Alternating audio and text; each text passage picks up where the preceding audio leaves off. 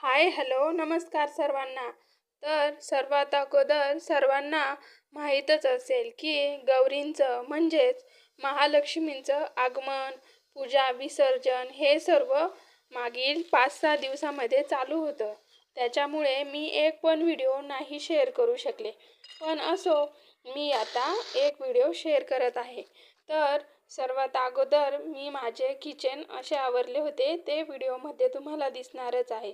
नंतर सर्व किराणा माल आणला आणि तो व्यवस्थितपणे डब्यामध्ये ठेवून दिला.